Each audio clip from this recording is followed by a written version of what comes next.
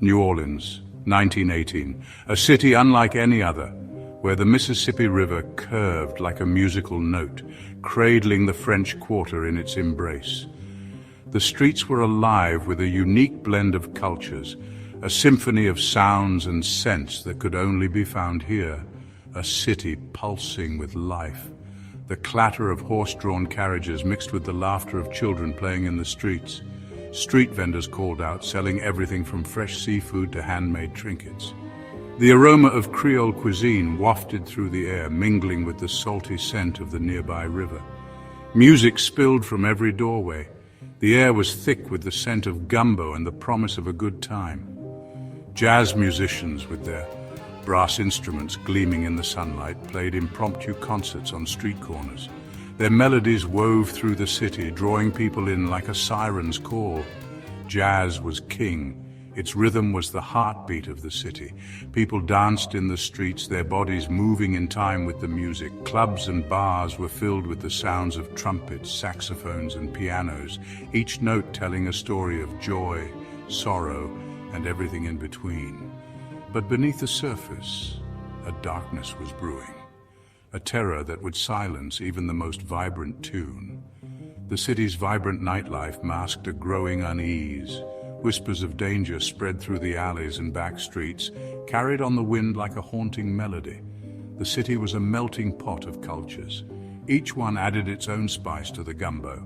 French, Spanish, African, and Caribbean influences blended together, creating a rich tapestry of traditions and customs. This diversity was the lifeblood of New Orleans, giving it a flavor and character all its own. But this melting pot was about to boil over. A string of brutal murders would leave the city scarred. The Axeman of New Orleans, as he would come to be known, struck fear into the hearts of residents. His victims were chosen seemingly at random, and his weapon of choice was an axe, leaving a trail of blood and terror in his wake. The music would fade. The laughter would die in people's throats. The once lively streets became eerily quiet as night fell. People locked their doors and windows, afraid to venture out after dark. The city that had once been a beacon of joy and celebration was now shrouded in fear and uncertainty. Yet even in the darkest times, the spirit of New Orleans endured.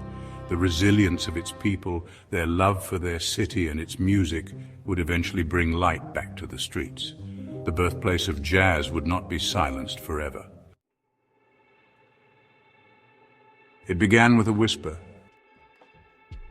a rumor of a shadowy figure. Then came the screams, the cries echoing through the night. The Axeman had arrived. He left a trail of blood and terror in his wake, his weapon of choice, an axe, brutal, unforgiving. His victims were chosen seemingly at random, shopkeepers, housewives.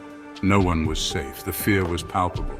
It seeped into the very soul of the city. The Axeman didn't just kill, he left his mark.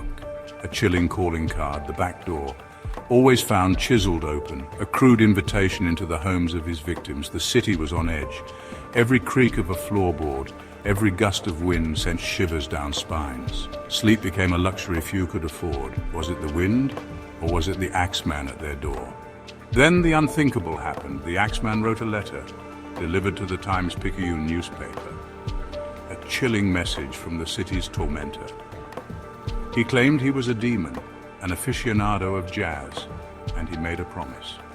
A chilling ultimatum. He would spare those who played jazz in their homes. The city held its breath. Was this a madman's ramblings or the words of a true monster? The victims were more than just names in a newspaper. They were real people with real lives, each one with a story that was abruptly ended. They were mothers, fathers, children. They were individuals who had dreams, aspirations, and hopes for the future. Their stories cut tragically short. Their dreams left unfulfilled. Each one of them had a unique path they were walking, a journey that was cruelly interrupted. Each life lost added another layer of grief to the city. The community felt the weight of each tragedy, the collective sorrow growing with every new victim. Their faces stared out from the front page of the Times-Picayune. The headlines screamed of horror and loss, capturing the attention of everyone who read them. Their eyes seemed to ask the same question: why? Why were their lives taken so suddenly, so violently?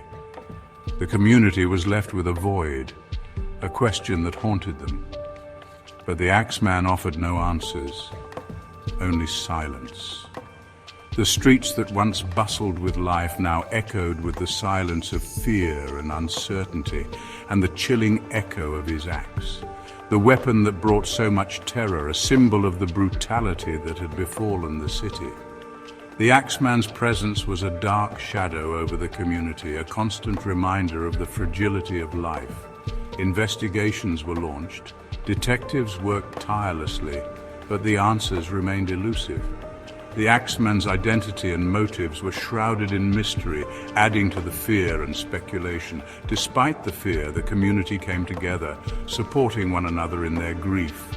They held vigils, shared stories, and tried to find solace in each other's company. Memorials were held to honor the victims, to remember their lives and the impact they had on those around them. Flowers and candles became symbols of the love and respect the community had for those they lost. In the face of such tragedy, the resilience of the community shone through. They held on to each other, finding strength in their unity and determination to move forward, despite the darkness that had touched their lives. The city, though scarred by the events, continued to stand. The people, though grieving, continued to live. The Axeman's reign of terror left an indelible mark, but it also highlighted the strength and resilience of a community that refused to be broken. Theories swirled like the music in the bars. Was it Joseph Mumfre, the butcher of New Orleans? His reign of terror had ended abruptly. Could he have returned, or was it someone else entirely? The police were baffled. Every lead seemed to evaporate into the humid New Orleans air. The pressure mounted. They had to catch this monster, but who was hiding behind the mask of the Axeman? Suspicions fell on anyone who fit the profile. Immigrants, jazz musicians, even voodoo practitioners became targets. The city, once united by its love of music, was now divided by fear. The whispers grew louder, accusations flew, but the Axeman remained elusive. He was a ghost, a phantom haunting the streets of New Orleans. His presence lingered long after the last axe blow. The Axeman's reign of terror lasted for over a year of fear, a year of uncertainty. The city's vibrant spirit was dampened. The music, though still played, seemed to carry a somber tune. The once packed dance halls were now sparsely populated. The fear had become a part of the city's fabric, woven into its very being.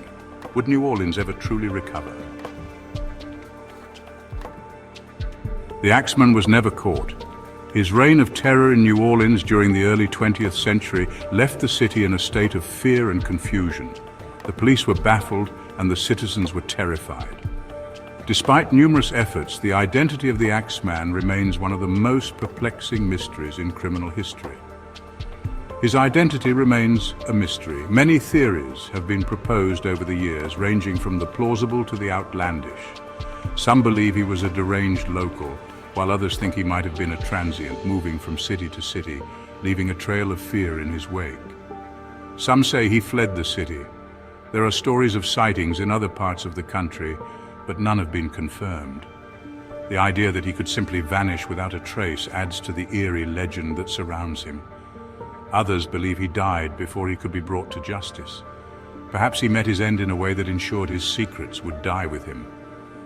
The lack of closure has only fueled the fascination with his story. But his legend lives on. The Axeman has become a part of New Orleans folklore, a ghostly figure that haunts the collective memory of the city. His story is told and retold, each time with new details and embellishments, keeping the fear and intrigue alive, a chilling reminder of the darkness that can lurk beneath the surface. The Axeman's tale serves as a stark warning of the evil that can exist in the most unexpected places. It reminds us that sometimes the most terrifying monsters are not those of legend, but those who walk among us. the Axeman of New Orleans. His name is synonymous with fear and mystery. The newspapers of the time were filled with sensational headlines and gruesome details, each article adding to the mythos of the Axeman, a ghost story whispered on the humid night air. The tale of the Axeman is often recounted in hushed tones, as if speaking too loudly might summon his spirit. It's a story that has been passed down through generations, a part of the city's dark and storied past, a mystery for the ages. Despite the passage of time, the Axeman's identity remains unknown. The case files gather dust, and the dark alleyways of New Orleans hold their secrets close. The mystery endures, captivating the imaginations of those who hear it. And a stark reminder, some tunes are best left unplayed. The Axeman's story is a haunting melody, a dark tune that lingers in the air. It serves as a reminder that some mysteries are best left unsolved and some stories are best left untold. If you enjoyed this deep dive into one of New Orleans' most chilling mysteries, don't forget to like this video and subscribe to our channel for more intriguing stories. Thank you for watching.